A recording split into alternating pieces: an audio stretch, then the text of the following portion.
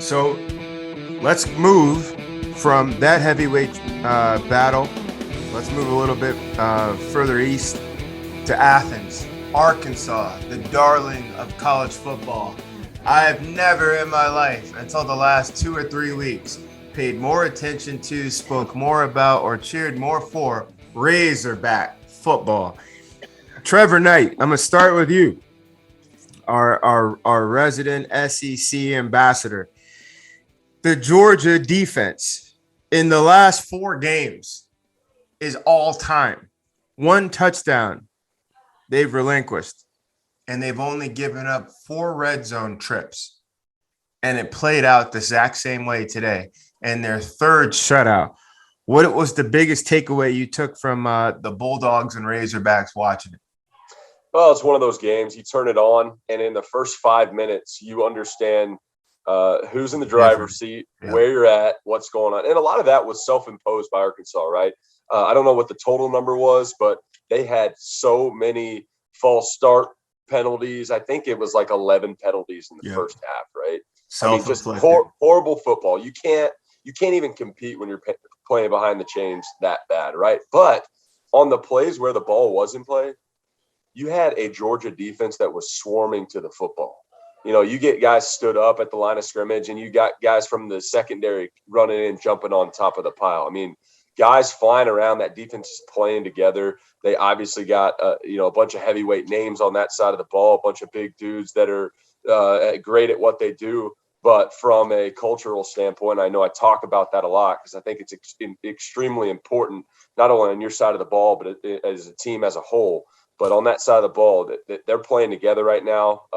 They're looking across the field, and it's kind of the guy next to me mentality. I'm not going to let you down. You're not going to let me down, and we're going to go get after this thing because it was in the bag within the first 5 minutes. Hack, is there a difference, really, truly? I'm talking about either performance or dominance between Georgia and Alabama, and I'm talking this year. I'm not talking 10 years or the legacy of Nick Saban.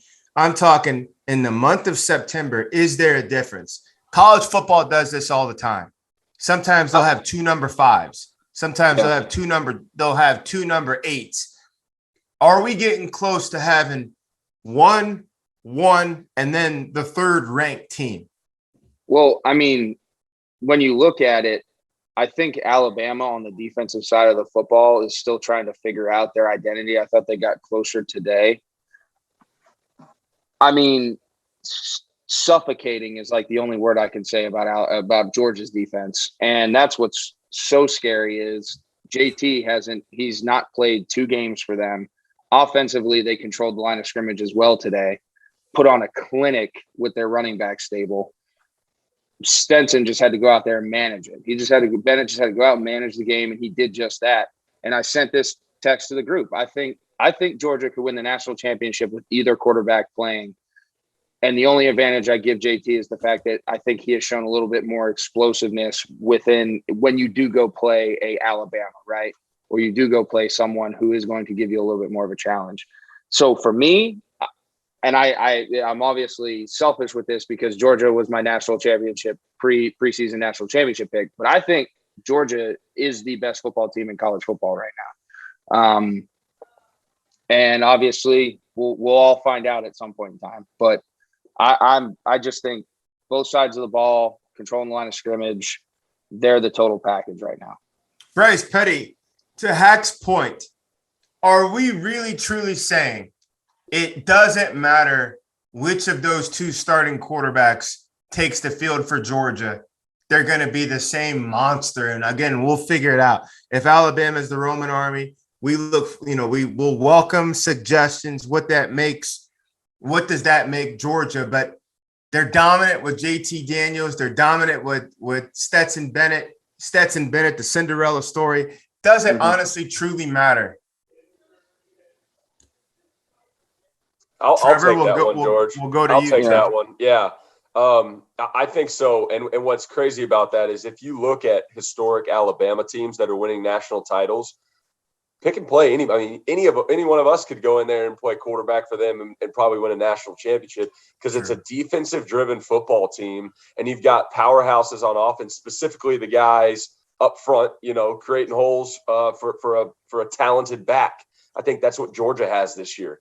They've got a guy at the helm in JT Daniels who's, like Hack said, a little bit more firepower, but you plug and play anybody in that position. You got a good stable of backs, you've got a good offensive line, and then you've got the defense that is driving you down this battlefield. It's a very similar structure to Alabama teams of past that have been very successful, right? We talk about it all the time. I know you've heard this a million times, George. A game manager, right? Yep. Just be a game manager. Don't screw it up. If you've got a guy open on the sidelines, be able to throw a 10-yard out route and pick up a first down on 3rd and 8, and then hand the ball off, right? Yep. Just hand the ball off and watch your guys work. To Trevor and Hack, how would you build a game plan, be it wearing a visor or being it wearing the quarterback helmet? You have a week to prepare for the Georgia Bulldogs. You've seen them. You know what they are, but people still got to go out and attack them, and Giants still fall. So how would you right now process, okay, I would attempt to take them down this way? How would you attack them? Well, I mean, that's tough. I mean, first off, you have to be able to match up with them. I think they're just so physically gifted defensively, especially on that front 7, that it's going to create a lot of issues for you if you can't create any type of movement and or misdirection. So if you're obviously lacking in that department, for me as a coach, I'm thinking about just trying to present as many different things as I can. Screen game, misdirection, whether it be trap, wham, G schemes, just trying to get guys moving in different directions and put people in situations where, if they choose one or the other, try and make them be Superman. And the messed up part is most of those guys can be. You got guys that can handle 2 gaps. You got guys that can, run and recover and shoot backside. So it's tough. They present a really hard challenge. And that's why I think as much as it is scheme, you also have to, from a talent standpoint, be able to match up and create some form of advantage, whether it be leverage numbers or just an individual player who's better and you can feed him the football. Trevor, what's your attack plan? I'd agree with that as well. I'd agree with that as well, Hack. I look at, first of all, good luck, right? I mean, probably the two best teams in college football. You've got to play dang near a perfect game. I had the opportunity to play against Alabama twice, beat them once, lost to them once. Very different game plans, very different execution of the game plans. A lot of people say you need to spread them out, get horizontal. I don't agree with that. These guys are too good. You run these jet sweeps and everything. They're going to run with you. It's not going to work. Plus, you can only run so many jet sweeps, right? You can only run so many trick plays. What I think it is playing fast. And how do you play fast? Mixing up different personnel groupings with the same personnel in the game. Do you have that tight end or whatever that can flex put his player hand in the dirt? Yep. And the very next play, you're going 5 wide and he's right there in the slot and can get open and kind of find that good feel there in the middle of the field and move the ball down the field quickly. So you tire these guys out. The Alabama, Georgia, they got defensive linemen that are coming in and it's next guy up. They're all dogs, right? They're all difference makers. Can you keep these same group of guys on the field in the personnel groupings and tire them out? And that's how I think you dink and dunk your way down the field and then maybe hit a shot. But again, to my original point, good luck. Got to play a perfect game. Can't turn the ball over.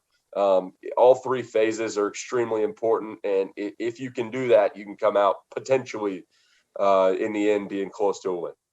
Georgia defense, 1 touchdown in the first 4 games. Here's their next 3 opponents. An Auburn team that's found a little bit of life right now.